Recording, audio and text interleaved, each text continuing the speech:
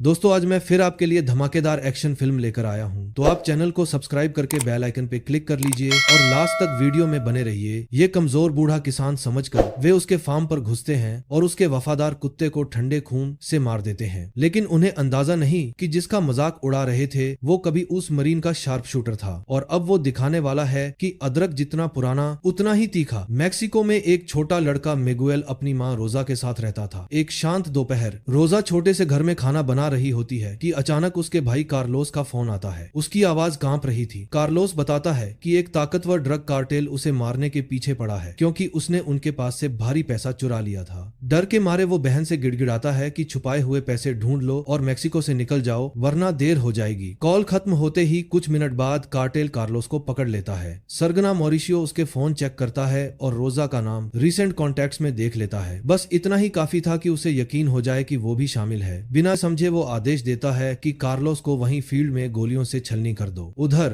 America Mexico border के पास Arizona में एक पूर्व मरीन जिम अकेला रहता है। सूखी जमीन पर अपना छोटा सा रैंच चलाता हुआ वो हमेशा सतर्क रहता है कि कोई अवैध सीमा पार करने वाला न दिखे। जैसे ही कोई संदिग्ध दिखता वो तुरंत बॉर्डर पेट्रोल को अलर्ट कर देता। एक दिन मवेशियों का हालचाल देखते हुए उसकी नजर रेगिस्तान में चुपके से पार होते एक ग्रुप पर पड़ती है। वो फौरन पेट्रोल को रिपोर्ट करता है, लेकिन उत्सुकता में दूर से उन्हें देखने का फैसला कर लेता है। कुछ देर बाद वो देखता है कि ग्रुप एक घायल आदमी को पीछे छोड़कर चला गया। उसका पैर बुरी तरह जख्मी था, लेकिन किसी ने पलटकर देखा तक नहीं। वे उसे रेगिस्तान के बीचों बीच छोड़कर चले गए। जिम ने रेडियो पर उसकी लोकेशन बॉर्डर पेट्रोल को बता दी और चुपचाप घर लौट आया। रैंच पर पहुंचते ही जिम को नई मुसीबत का सामना करना पड़ा। बैंक का एजेंट आया और बकाया पेमेंट्स की याद दिलाई। 6 महीने से एक पैसा भी नहीं चुकाया था। एजेंट ने चेतावनी दी कि हालात न सुधरे तो बैंक जल्द ही उसकी जमीन नीलाम कर देगा। जिम की आर्थिक तंगी तब से चल रही थी जब उसकी पत्नी की लंबी गंभीर बीमारी ने सारी जमा पूंजी लूट ली और कर्ज के पहाड़ खड़े कर दिए। जिम गिड़गिड़ाया कि बस थोड़ा और वक्त दे दो, एक मौका चाहिए रीसेट करने का। आखिरकार एजेंट ने 90 दिन की मोहलत दी, उसके बाद प्रॉपर्टी जब्त हो जाएगी। जिम ने नौकरी तलाशी, लेकिन मैनेजर ने सिर हिलाकर मना कर दिया। उम्र के हिसाब से मौजूदा पोस्ट सूट नहीं करेगी। वादा किया कि अगले महीने कुछ और ढूंढने की कोशिश करेंगे। हार न मानते हुए जिम बाकी बची कुछ गायों को लोकल बायर्स के पास बेचने पहुंचा, लेकिन ऑफर इतना घटिया था कि कर्ज का महज एक छोटा हिस्सा भी न निकलता। सारा मवेशी बेच दे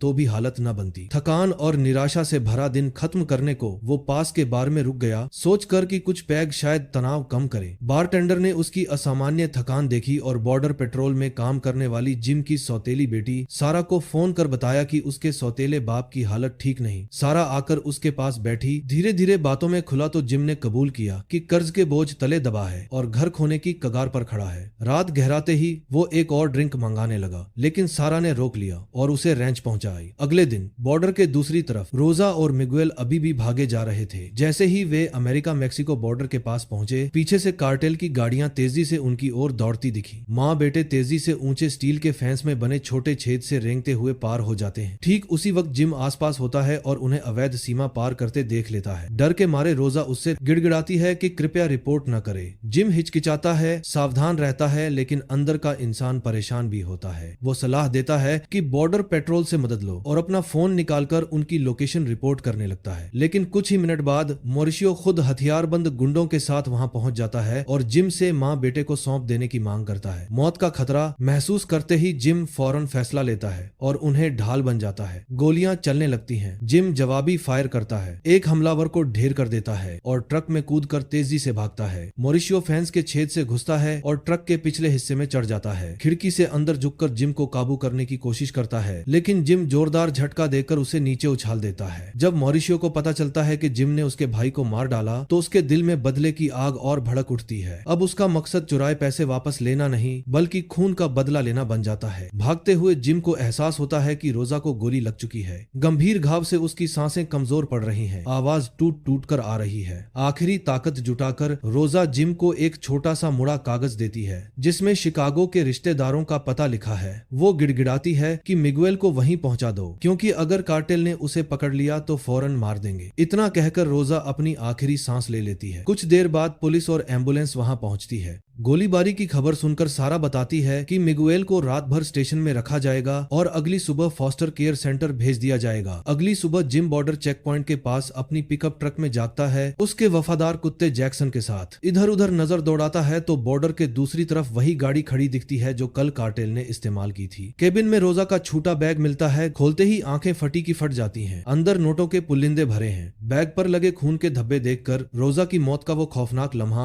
आंखों के सामने ताजा हो जाता है। वो ये पैसा सिर्फ अपनी मुसीबतें सुलझाने के लिए इस्तेमाल नहीं कर सकता, साथ ही रोजा की आखिरी ख्वाहिश पूरी करने की जिम्मेदारी भी है। उसकी गिड़गिड़ाहट याद आते ही जिम ट्रक घुमाता है और मिगुएल को ढूंढने लौट पड़ता है। पुलिस स्टेशन पहुंचते ही एक अफसर बताता है कि मिगुएल को मेक्सिको के रिश्तेदारों को सौंपा जाने वाला है। जिम को यह बर्दाश्त न होता। वो अफसर से कुछ मिनट अकेले बच्चे से बात करने की गुजारिश करता है। वो मान जाता है और कमरे में भेज देता है। दरवाजा बंद होते ही जिम एक्शन में आता है। धीरे से मिगुएल का हाथ पकड़कर गलियारे से होते हुए पीछे के दरवाजे से चुपके बाहर निकल जाता है। बॉर्डर के दूसरी तरफ पार्किंग में खड़ा मॉरिशियो चुपचाप जिम की ट्रक को बच्चे समेत गायब होते देखता रहता है। उसी पल वो ठान लेता है कि अमेरिका में घुसकर इनका पीछा करेगा और किसी भी कीमत पर खत्म कर देगा। इधर जिम मिगुएल को रैंच ले आता है। अंदर जाकर कुछ कपड़े, हथियार, बची खुची नकदी पैक करता है और निकलने को तैयार होता है। लेकिन ट्रक पर लौटते ही सदमा लगता है, मिगुएल गायब। उसी वक्त मॉरिशियो और उसके साथी अवैध तरीके से अमेरिका में घुसने लगते हैं। बॉर्डर पेट्रोल एजेंट उन्हें नकली पासपोर्ट से पार होते देख लेता है, लेकिन कार्टेल के खतरनाक सदस्य समझकर डर के मारे हस्तक्षेप नहीं करता और उन्हें जाने दे देता है। इधर जिम को रैंच से ज्यादा दूर मिगुएल मिल जाता है। बच्चा डर के मारे भागा था। जिम उसे चेतावनी देता है कि अगर कार्टेल ने पकड़ लिया तो बिना सोचे मार देंगे। दोनों फटाफट रोजा के दिए पते पर शिकागो की ओर निकल पड़ते हैं। रेगिस्तानी इलाके में ट्रक दौड़ाते हुए जिम बच्चे से बात करने की कोशिश करता है, समझाता है कि सुरक्षित जगह जा रहे हैं, लेकिन मिगुएल चुप रहता है। माँ की मौत का दर्द उसकी आंखों में साफ झलकता है। जिम सोचता है शायद बच्चा इंग्लिश समझ ही न पा रहा हो। उधर मॉरिशियो अमेरिका में घुसते ही सीधा जिम के रेंच पर पहुंचता है। दरवाजा तोड़कर हर कमरा उलट पुलट करता है। तब कहीं कुछ क्रेडिट कार्ड, रसीदें और पुराना मरीन कॉर्प्स का बैज मिलता है। बस इतना ही काफी था। अब उसे पक्का हो जाता है कि जिम कोई साधारण किसान नहीं बल्कि ट्रेंड मरीन है, यानी बेहद खतरनाक दुश्मन। मॉरिशियो बैज जेब में डालता है और आदमियों को घर जला देने का हुक्म देता है। कुछ मिनट बाद पूरा रेंच आग की लपटों में लिपट जाता है। इसी बीच जिम गैस स्टेशन पर रुकता है, टैंक भरवाता है और दुकान से शिकागो का पेपर मैप खरीदता है। फिर सारा को फोन करता है। वो गुस्से से फट पड़ती है कि तूने अकेले मिगुएल को ले लिया और बताती है कि रेंच पूरी तरह जल चुका है। ये सुनकर जिम उदास चुप्पी में खड़ा रहता है और फोन काट देता है। उधर मिली रसीदों से मॉरिशियो अमेरिका में सक्रिय कार्टेल वालों से संपर्क करता है और पीछा तेज करने का प्लान बनाता है। कुछ देर की खामोशी के बाद मिगुएल अचानक इंग्लिश में बोल पड़ता है। जिम दंग रह जाता है। बच्चा सब समझ रहा था। मिगुएल कबूल करता है कि वो यहाँ नहीं रहना चाहता, अमेरिका से कोई लेना देना नहीं। जिम उसे शांत करने की कोशिश करता है, कहता है कि बस तेरी भलाई के लिए कर रहा हूँ। शिकागो में तेरे रिश्तेदारों से मिलवाने जा रहे हैं। गैस स्टेशन पर क्रेडिट कार्ड स्वाइप करने से जिम की लोकेशन अनजाने में लीक हो जाती है। कुछ ही मिनट बाद मॉरिशियो को अलर्ट मिलता है और वो अपने आदमियों समेत वहाँ पहुँच जाता है। घुसकर काउंटर पर लड़की से पूछता है कि जिम किस तरफ गया। वो मना कर देती है कि कुछ नहीं पता। बिना सोचे मॉरिशियो बंदूक निकालता है और उसे वहीं गोली मारकर ढेर कर देता है। दुकान के सीसीटीवी फुटेज चेक करने पर पता चलता है कि जिम पूर्व दिशा में गया है, तो पीछा फिर शुरू हो जाता है। इधर सड़क पर जिम की ट्रक खराब हो जाती है। वो पास के गैरेज ले जाता है, लेकिन मैकेनिक कहता है कि दुकान बंद हो चुकी है। मजबूरी में दोनों नजदीकी छोटे डायनर में पहुंचते हैं। पहली बार मिलने के बाद सही मायने में बातें होती हैं। एक दूसरे का परिचय देते हैं। जिम पूछता है कि वो गुंडे उसके पीछे क्यों पड़े हैं। मिगुएल बताता है कि चाचा ने कार्टेल से बड़ा गड़बड़झाला किया था। अब वो और माँ दोनों निशाने पर हैं। पिता के बारे में पूछने पर मिगुएल चुपके से कहता है कि वो जन्म से पहले ही मर चुके थे। उस रात दोनों जिम की पुरानी पिकअप ट्रक में ही सोते हैं। सुबह जिम घबराकर जागता है तो मिगुएल और जैक्सन दोनों गायब। लेकिन कुछ मिनट बाद राहत मिलती है जब वे दोनों ग्रोसरी से लदे लौट आते हैं। ट्रक ठीक होने के बाद सफर फिर शुरू होता है, पहले खरीदे पेपर मैप पर भरोसा करते हुए। लेकिन गैरेज का पेमेंट फिर लोकेशन एक्सपोज कर देता है। मॉरिशियो को टिप मिलती है और वो उधर दौड़ पड़ता है। रास्ते में जिम और मिगुएल की नजदीकियां बढ़ने लगती हैं। जिम अपनी जवानी के शिकागो ट्रिप की कहानी सुनाता है। ट्रक में कहानी सुनाते हुए माहौल हल्का हो जाता है। तभी पीछे से पुलिस की गाड़ी लाइट्स जलाकर सिग्नल देती है कि साइड हो जाओ। अफसर आता है और जिम से आईडी मांगता है।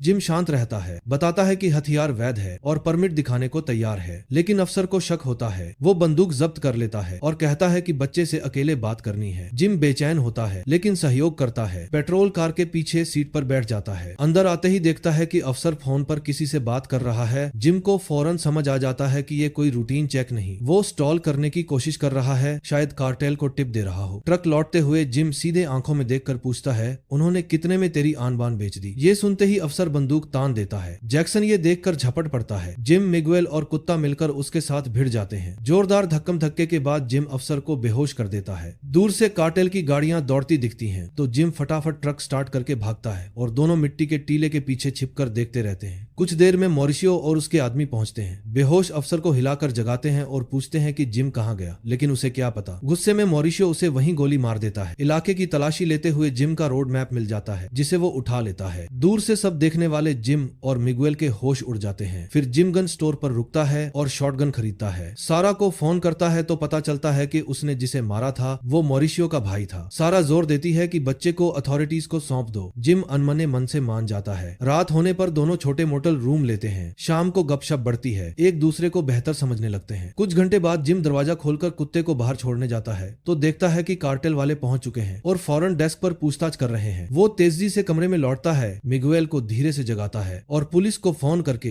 नकली लूट की रिपोर्ट करता है। जिम बच्चे को खिड़की से निकालने में मदद करता है और दोनों रात के अंधेरे में सड़क किनारे झाड़ियों में छिप जाते हैं। थोड़ी ही देर बाद कार्टेल वाले दरवाजा तोड़कर अंदर घुसते हैं, लेकिन कमरा खाली मिलता है। मॉरिशियो गुस्से से रात में चीखता है कि जिम को जरूर ढूंढ निकालेगा। जिम मिगुएल से कहता है कि कार में रुको। वो कुत्ते को ढूंढने जाता है, लेकिन लौटते ही देर हो चुकी होती। जैक्सन मॉरिशियो को देखते ही भौंकना शुरू कर देता है। मॉरिशियो बिना हिचक बंदूक उठाता है और जिम की आंखों के सामने कुत्ते को गोली मार देता है। अगली सुबह दोनों मोटल के पास शांत जमीन पर जैक्सन को दफनाते हैं और क्रॉस लगाकर उसकी कब्र चिन्हित करते हैं। उसके बाद मिगुएल को कार में पैसों का बैग दिखता है। वो जिम पर इल्जाम लगाता है कि तू तो बस इसी लालच में मदद कर रहा है। जिम इनकार करता है, लेकिन मिगुएल गुस्से में भाग जाता है। थोड़ी देर बाद जिम उसे ट्रेल पर चलते मिलता है। दोनों माफी मांगते हैं और सफर जारी रखते हैं। ज्यादा दूर न जाकर छोटे से चर्च में रुकते हैं। मिगुएल वेदी के सामने घुटनों पर बैठकर माँ के लिए प्रार्थना मांगता है। जिम चुपचाप पीछे खड़ा रहता है। पुजारी आकर पूछता है कि क्या मिगुएल जिम का पोता है, तो जिम धीरे से कहता है कि नहीं, लेकिन उसकी माँ से वादा किया है कि इसका ख्याल रखेगा। फिर सारा को फोन करता है और हालात बताता है। वो गिड़गिड़ाती है कि जल्दी बच्चे को अथॉरिटीज को सौंप दो, हालात बेहद खतरनाक हो चुके हैं, लेकिन जिम मना कर देता है। वादा किया है तो किसी भी हाल में निभाएगा। इधर जिम और मिगुएल शिकागो की ओर बढ़ते जाते हैं। उधर मॉरिशियो और उसके आदमी बिना रुके सुराग तलाशते रहते हैं। कार्टेल वालों को आखिरकार जिम की कार में वो मैप मिल जाता है जिसमें शिकागो के चारों तरफ लाल सर्कल खींचा है, मंजिल कंफर्म। मॉरिशियो तुरंत शहर में मौजूद अपने कार्टेल साथियों से संपर्क करता है और हुक्म देता है कि जिम मिगुएल पहुंचते ही तैयार रहना। कुछ देर बाद मिगुएल जिम को शूटिंग प्रैक्टिस करते देखता है। उत्सुक होकर शामिल हो जाता है। जिम उसे सिखाने लगता है कि सही निशाना कैसे लगाते हैं, बंदूक कैसे खोलते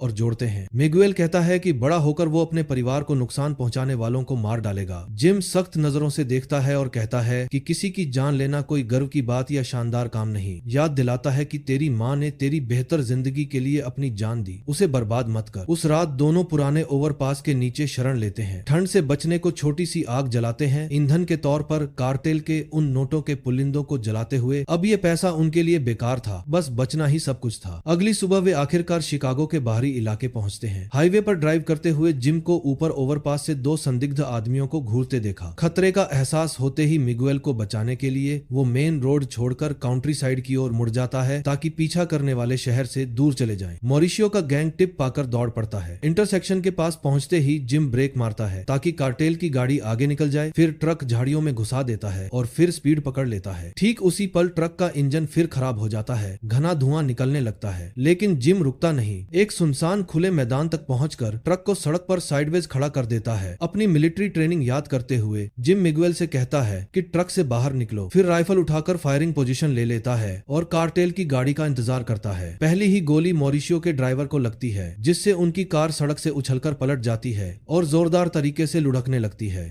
मलबे से सिर्फ मॉरिशियो और उसके दो आदमी बाहर रेंगते हुए निकल पाते हैं। उनमें से एक जिम पर फायर करता है तो जिम मिगुएल को पकड़कर पास के खंडहार घर की ओर भागता है। दोनों भूसे से भरे बर्न में घुसते हैं और ऊपर हॉफ्ट में चढ़ जाते हैं। जिम मिगुएल को हिदायत देता है कि अगर उसके साथ कुछ हो गया तो तू जान बचाकर जितना तेज दौड़ सके दौड़ना। कांच की खिड़की से झांकते हुए तीनों कार्टेल वालों को नजदीक आते देखता है। वो एक पर निशाना साधता है, गहरी सांस लेता है और ट्रिगर दबाता है। वो तुरंत ढेर, अब सिर्फ दो बचे। बचे। जिम फटाफट मिगुएल से कहता है कि बर्न में ही छिपे रहो, फिर हवा में कुछ गोलियां चलाकर ध्यान खींचता है। खुद चुपके से घर की साइड में घूम जाता है। प्लान काम करता है। जैसे ही एक खुली जगह में आता है, जिम सटीक निशाना लेकर फायर करता है और वो भी गिर पड़ा। अब सिर्फ सरगना मॉरिशियो बचा। कुछ सेकंड बाद मॉरिशियो बर्न का दरवाजा लात से उखाड़ फेंकता है। मिगुएल को पकड़ लेता है और बंदूक उसके सिर पर सटा लेता है। फिर जिम के सामने लाता है। हुक्म देता है कि हथियार फेंक दो। जिम धीरे धीरे राइफल नीचे करता है। नजरें दुश्मन से हटती ही नहीं। मॉरिशियो बंदूक मिगुएल के हाथ में ठूंस देता है और आदेश देता है कि ट्रिगर दबा, आज तू हमारी तरह सिपाही बन जाएगा। लेकिन मिगुएल को याद आ जाता है कि जिम ने उसे बंदूक कैसे खोलते हैं सिखाया था। वो चुपके से मॉरिशियो के नोटिस किए बिना सारी गोलियां निकाल देता है। ट्रिगर दबाने पर बंदूक सिर्फ खट की आवाज करती है। मॉरिशियो दोबारा लोड करने की कोशिश करता है, लेकिन उसकी इस छोटी सी चूक का फायदा जिम उठा लेता है। वो झपट पड़ता है। दोनों जमीन पर लौटते हुए जोरदार मुक्केबाजी करते हैं। झगड़े के बीच मिगुएल बंदूक उठाता है और सीधा मॉरिशियो पर तान देता है। वो न गिड़गिड़ाता है न डरता है, उल्टा बच्चे को ललकारता है कि दबा ट्रिगर। जिम मिगुएल की आंखों में उफनते गुस्से और दर्द को देखता है और चिल्लाता है कि मत सुनना, तेरी जिंदगी भर ये बोझ न ढोना पड़े। वो तेजी से बच्चे के हाथ से बंदूक छीन लेता है और एक झटके में फायर कर देता। गोली मॉरिशियो के पेट में उतर जाती है। जिम मिगुएल से कहता है कि तुरंत बाहर चले जाओ। बच्चा बाहर निकलता है, जबकि जिम फिर बंदूक ऊपर करता है। मरते हुए मॉरिशियो जेब से वो चुराया हुआ मरीन कॉर्प्स बैज निकालता है। एक पल सोचने के बाद जिम बंदूक नीचे रख देता है। उसे उसके नसीब पर छोड़कर मिगुएल के पास बाहर चला जाता है। थोड़ी देर बाद सुनसान इलाके में एक गोली की आवाज गूंजती है। खतरा टलते ही जिम और मिगुएल सफर जारी रखते हैं। जल्द ही वे रोजा के नोट के पते पर पहुंच जाते हैं। मिगुएल दरवाजा खटखटाता है तो चाची और दादी उसे सही सलामत देखकर खुशी से झूम उठती हैं। मिगुएल मुड़कर विदा कहने से पहले ही जिम चुपके से गायब हो चुका होता है। थोड़ी देर बाद जिम बस में सवार हो जाता है, साइड में लगी चोट को दबाए हुए। वो खिड़की वाली सीट चुनता है, धीरे से सांस छोड़ता है और आंखें मूंद लेता है। रोजा से किया वादा पूरा हो चुका था, अब वो चैन से गुजर जाता है बिना किसी कर्ज की फिक्र के। आज की कहानी यहीं खत्म। फिल्म देखने के लिए धन्यवाद। तुम्हें ये मूवी कैसी लगी नीचे कमेंट जरूर